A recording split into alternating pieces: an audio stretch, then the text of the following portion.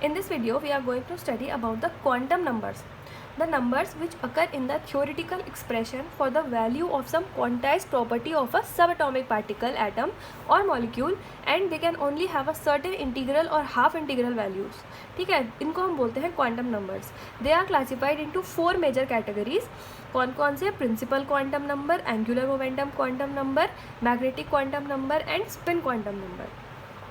ठीक है, तो अब इन चारों क्वांटम नंबर्स के बारे में हम थोड़ा थोड़ा ओवरव्यू देख लेते हैं. First are the principal quantum numbers. They are the main energy level occupied by electron. ठीक है, एज एन इंक्रीजेज, इसको हम एन से रेफर करते हैं, एन से डिनोट करते हैं.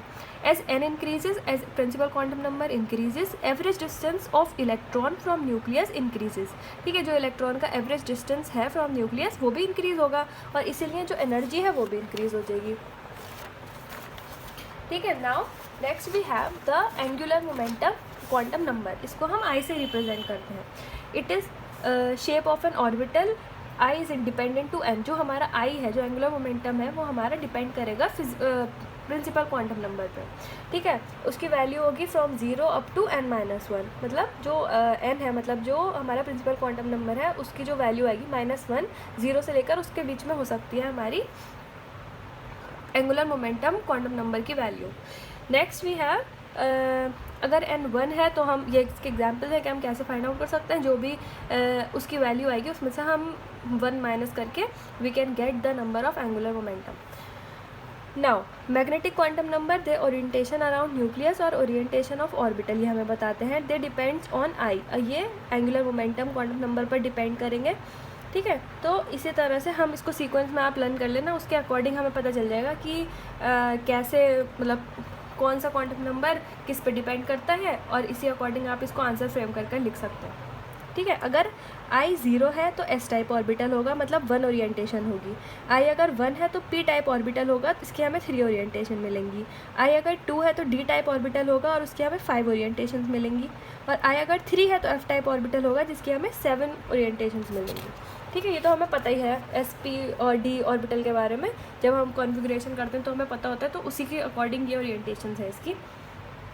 Next is the spin quantum number. It describe angular momentum of an electron. Because angular momentum is a vector, तो क्या होगा, spin quantum number has both. इसलिए इसमें क्योंकि ये एंगुलर मोमेंटम ही बता रहा है जो कि वेक्टर है. वेक्टर क्या होते हैं, जिसका डायरेक्शन भी होता है और मैग्नीट्यूड भी होता है. ठीक है, नाउ स्पिन क्या है? It is a form of angular momentum, form of intrinsic property which is shown by elementary particles and some atomic nuclei. Particles having charges and spin generates own magnetic field and it interacts with the magnetic field. Nuclear spin भी इसी में आता है concept. Nuclear contain nucleons which have spin quantum number of half. ठीक है, when the nucleus combine to give nucleus of an atom molecules, nucleus possess spin. For a nucleus, number of allowed spin is fixed and it is determined by the nuclear spin quantum number. For each nucleus, there are 2i plus 1 allowed spin states from plus i to minus i. For example, hydrogen में i है half, तो chlorine में i is equal to 3/2. 2 spin states हैं hydrogen की, कौन कौन सी? टी हाफ, वो सॉरी प्लस हाफ और माइनस हाफ. 4 स्पिन स्टेट्स हैं क्लोरीन की, कौन कौन सी? -3/2, minus half, plus half, minus plus 3/2. ठीक है, NMR एक्टिव न्यूक्लियस, मैंने आपको इंट्रोडक्शन में पहले ही बताया है कि एनी न्यूक्लियस जो चार्ज कैरी करता है they possess spin angular momentum. Only nuclei spin quantum number i is greater than 0 are NMR active. ठीक है, नाउ अगर मास नंबर ऑड है तो एटॉमिक नंबर तो ऑड है या इवन है तो spin quantum number will be half integer, तो NMR एक्टिव होगा.